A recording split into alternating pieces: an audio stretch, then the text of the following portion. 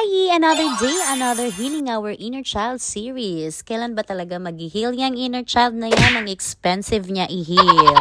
Char! So welcome here to Labella Baby Spa. Wow, may advertisement? Baka naman. So pagpasok mo pa lang, you will feel very relaxed, cozy and aesthetic yung ambience ng spa na to. No doubt because ayan, meron silang Baby Spa of the Year award.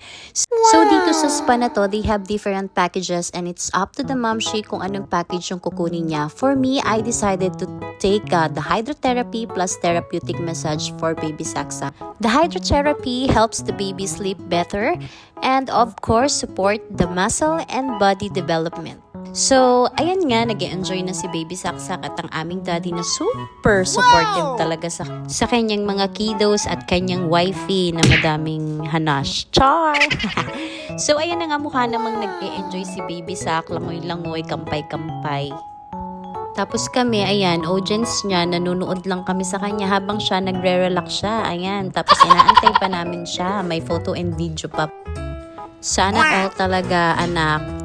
At ang mami at daddy may spa din.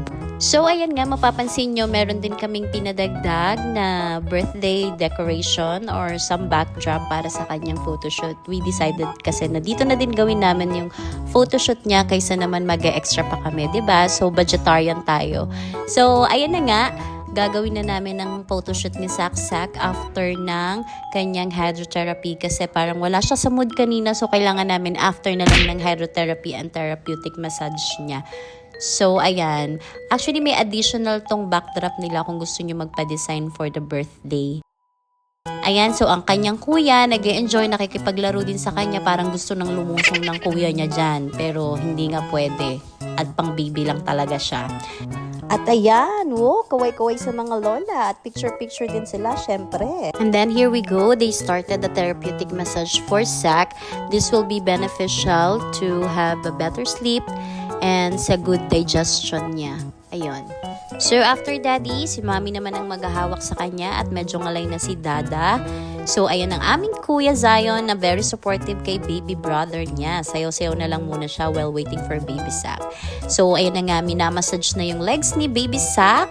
So feeling ko talaga nag-e-enjoy siya habang kumakain. Ayan, sino ba namang hindi marerelax sa ganyan, 'di ba? Mapapasana all ka na lang talaga, anak. Relate naman talaga sa mga parents dyan na talagang ibibigay na lang sa anak kaysa para sa sarili nila, o 'di ba? So, ayan na, nagsimula na siyang umiyak, mukhang inaantok na nga si baby Sak. Buti na lang at may dala kaming biscuits para kay Sak. So, we're almost done. Picture-picture na kami at video muna for the family photo. And ayan na nga, nagpasuyo na lang kami dun sa staff na picturean kami. At ayan, kasama na ating mga lola and mga mama. So, yun lang for today. Thank you, Lord, and thank you for watching. Bye!